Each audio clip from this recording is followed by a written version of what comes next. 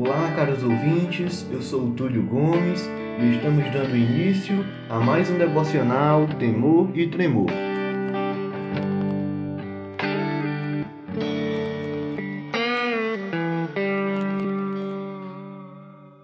Já peço que peguem suas Bíblias e abram no livro Atos dos Apóstolos. O nosso texto bíblico se encontra no capítulo 9, dos versos 26 ao verso 30. Estarei dando início à leitura. Tendo chegado a Jerusalém, procurou juntar-se com os discípulos. Todos, porém, o temiam, não acreditando que ele fosse discípulo. Mas Barnabé, tomando-o consigo, levou-o aos apóstolos e contou-lhes como ele vira o Senhor no caminho e que este lhe falara, e como em Damasco pregara ousadamente em nome de Jesus. Estava com eles em Jerusalém, entrando e saindo, pregando ousadamente em nome do Senhor. Falava e discutia com os helenistas, mas eles procuravam tirar-lhe a vida. Tendo, porém, isto chegado ao conhecimento dos irmãos, levaram-no até a Cesareia e dali o enviaram para Tarso. Saulo retorna a Jerusalém, do local onde ele saiu anteriormente, na tentativa e na missão de capturar e de aprisionar e de matar cristãos. Agora ele retorna como sendo um cristão. Ele saiu de Jerusalém como um perseguidor e retorna a Jerusalém como um perseguido. E é claro que diante do terrível histórico de Saulo, como um caçador de cristãos, os discípulos inicialmente, até de forma justa, podemos dizer, tiveram suas ressalvas e temeram e não acreditaram que Saulo havia realmente se convertido. Então, em uma análise geral, Saulo ele se encontrava pressionado pela perseguição que ele sofreu em Damasco, pressionado pela possível perseguição que sofreria em Jerusalém, já que agora os seus antigos colegas superiores e mestres o consideravam como traidor. Saulo provavelmente se encontrava sozinho, porque não tinha nem apoio dos judeus que antes eram seus colegas, e se encontrava também sem o apoio dos discípulos de Cristo. E diante de toda essa situação, muitas reações são possíveis. Só que Saulo simplesmente se submete à situação que estava e aceita a situação que estava. Saulo, ele não estava verdadeiramente sozinho porque ele tinha a Deus. E Deus, obviamente, providencia Barnabé. Barnabé, diferente dos demais discípulos, mesmo tendo motivos para desconfiar de Saulo, achar que aquilo poderia ser uma emboscada, uma infiltração, Barnabé, diante de tudo aquilo, preferiu confiar e acreditar no poder de Deus e saber que Deus é poderoso e soberano o suficiente para mudar e trabalhar na vida de quem ele quisesse. Barnabé preferiu acreditar que Deus poderia sim ter escolhido Saulo e trabalhado na vida de Saulo. E aí Barnabé tomou Saulo consigo, levou Saulo aos apóstolos e narrou a história de Saulo. E esse é aquele mesmo Barnabé que nós já falamos sobre. Sim, Barnabé, o levita natural de Chipre, também conhecido como filho do encorajamento, aquele que ficou conhecido por vender seu terreno, o seu campo e depositar o dinheiro aos pés dos apóstolos. Um baita exemplo de amor, de gratidão, de amor ao próximo na prática. E aqui nós vemos que esse amor permanece em Barnabé, encorajando e exortando Saulo, que se encontrava em um momento delicado e de dificuldade, e também encorajando e exortando os discípulos que ali se encontravam através da sua atitude mais amável, da sua atitude de maior confiança, tanto em Saulo, como maior ainda na atuação de Deus. Nós, como cristãos, temos muito que aprender com Barnabé. E aqui eu destaco 3 de suas atitudes. Barnabé, primeiramente, ele tomou Saulo consigo. Ou seja, ele acolheu Saulo, ele amparou e apoiou Saulo. Saulo agora não estava mais sozinho, ele tinha alguém que confiava nele, alguém que poderia o direcionar. E é justamente essa a segunda atitude de Barnabé. Barnabé levou Saulo até os apóstolos, ou seja, Barnabé conduziu e direcionou, levando Saulo aos apóstolos. Barnabé também ele confiou e acreditou no poder de Deus e também na história e no testemunho de Saulo. O próprio Barnabé, demonstrando sua total confiança e crença, narrou e contou a história de Saulo para os apóstolos, o que Deus fez na vida de Saulo e o que desde então Saulo vinha fazendo em nome do Senhor. Olha só a importância de Barnabé. E aí, meu querido, você consegue pensar em algum Barnabé que agiu em sua vida? Muitas pessoas conseguem e têm o privilégio de ter a atuação em sua vida de vários Barnabés. Muitas pessoas hoje em dia assumem o papel de Barnabé na igreja. E nós podemos lembrar de alguns. Todavia, infelizmente, muitos são os cristãos que não conseguiram encontrar sequer nenhum Barnabé. Por isso a importância de termos Barnabés na igreja brasileira, pessoas que estejam dispostas de forma amável, escutar o próximo, acolher, direcionar, confiar, auxiliar o próximo. Muitas vezes, diante da correria e preocupado com os afazeres da nossa vida, nós não conseguimos fazer isso e agir como um Barnabé na vida do próximo. Nós, como cristãos, devemos repensar nossas atitudes e a nossa forma de agir. Hoje em dia é muito comum nós chamarmos a todos como irmão. Irmão Francisco, irmã Toinha, irmã para cá, irmão para lá.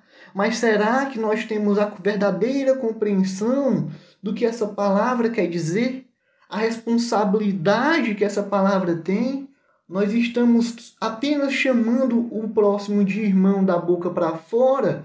Ou nós realmente o reconhecemos como nosso irmão e o tratamos como nosso irmão, protegendo, auxiliando, acolhendo como nosso irmão? Ou será que é algo apenas falado, sem significado nenhum? E após Barnabé narrar a história de Saulo e demonstrar diante dos apóstolos que ele, Barnabé, confiava sim em Saulo e confiava sim que Deus havia agido na vida de Saulo, os apóstolos aceitou e abraçou também a conversão de Saulo. E aí que nós entramos em outro ponto em destaque. A conversão verdadeira ou as verdadeiras conversões sempre resultam em adesão à igreja.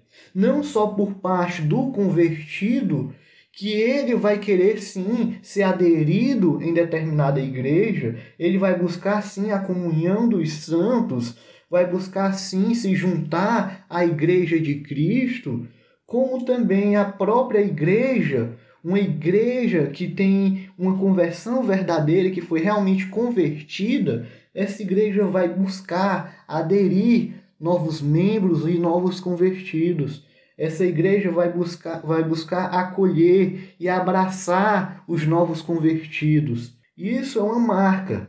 O texto bíblico nos mostra: Saulo buscou juntar-se aos discípulos e Barnabé juntou, acolheu, tomou Saulo consigo.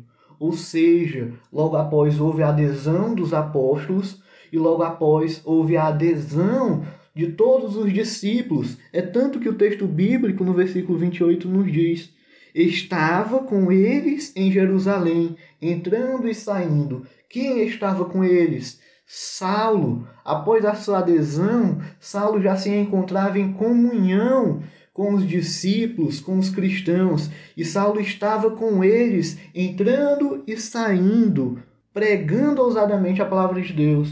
Logo no versículo 30, nós vemos que quem ouviu as ameaças de morte, quem ouviu que os helenistas queriam matar Saulo, foram os irmãos. É assim que o texto denomina aqueles que se encontravam com Saulo, os discípulos de Cristo. Os irmãos ouviram que os helenistas planejavam assassinar Saulo, e esses mesmos irmãos zelaram por Saulo, pois pegaram Saulo e levaram ele, conduzindo Saulo até Cesareia, e de lá enviaram Saulo para Tarso. Conversões verdadeiras sempre resultam em adesão à igreja e da igreja. E o último ponto que eu gostaria de destacar é que Saulo, ele pregava e pregou ousadamente em nome de Jesus. Aqui Barnabé, quando estava narrando a história de Saulo, ele vai dizer que Saulo ele estava pregando ousadamente o nome de Jesus em Damasco. E aqui o Lucas, quando vai descrever Saulo em Jerusalém, vai dizer que Saulo estava pregando ousadamente em nome do Senhor. Ou seja, Saulo ele pregava o evangelho com coragem e bravura, compartilhava a palavra de Deus com ânimo e vigor. E aí eu me pergunto, o que tem lhe impedido, o que tem me impedido de estar agindo desta forma? Onde está a nossa ousadia, o nosso ânimo, o nosso vigor? Eu não estou dizendo que nós devemos ser cópias perfeitas de Saulo, tendo a mesma atitude de ousadia e de pregação. Não, o que eu estou dizendo é que eu acredito que o Espírito Santo atua em nós diariamente a todo momento. Eu acredito que se o Espírito Santo se encontra verdadeiramente no cristão, esse Espírito Santo capacita esse cristão de tal forma que ele vai ter um mínimo de ousadia.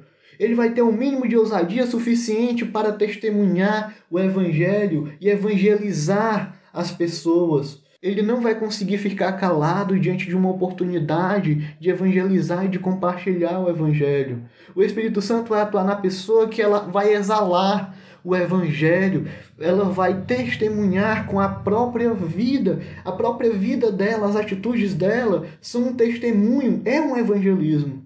E eu acredito dessa forma, eu acredito que nós, como cristãos, devemos ter essa ousadia mínima que o Espírito Santo dá para nós. Eu acredito que muitas pessoas têm dons diferentes, em áreas diferentes, mas nós, como cristãos, devemos ser ousados sim, com bravura, ânimo em falar do Evangelho, em pregar, ânimo e vigor e bravura em orar, em louvar. Em diversas áreas da nossa vida, nós podemos estar trazendo essa ousadia que não é a mesma ousadia do mundo, mas é uma ousadia que é nos dada pelo Espírito Santo, uma ousadia divina.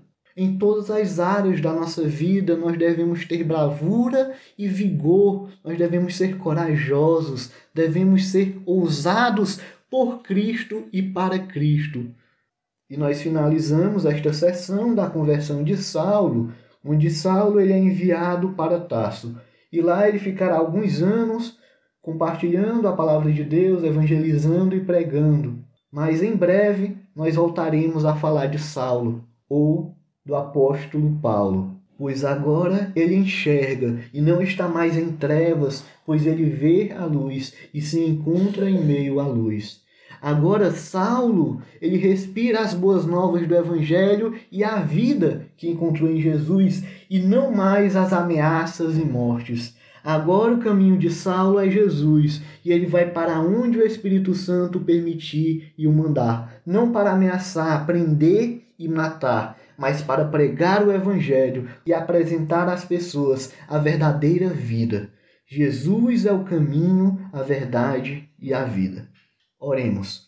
Senhor Deus e Pai, Nós estamos em Tua presença, ó Deus, para Te agradecer pelo dom da vida, pelas Tuas misericórdias que se renovam a cada manhã, porque o Senhor tem sido bom conosco e tem nos protegido, porque o Senhor tem nos guiado diante de toda essa nossa trajetória, porque o Senhor trouxe o ministério e apresentou a nós o ministério Temor e Tremor, porque o Senhor tem agido nas nossas vidas, membros do Temor e Tremor, como também na vida dos nossos ouvintes, pois eu acredito.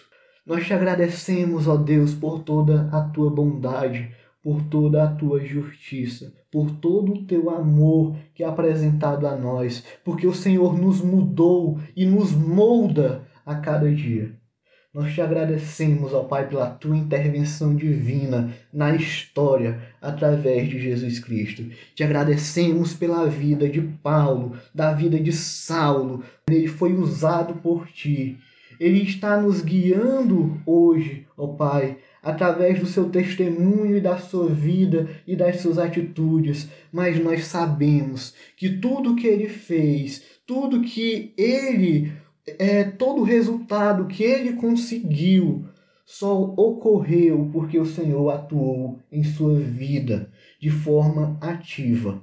E nós pedimos, como cristãos, atua em nossa vida de forma ativa. Assim nós choramos e te agradecemos em nome do Teu Filho Jesus. Amém.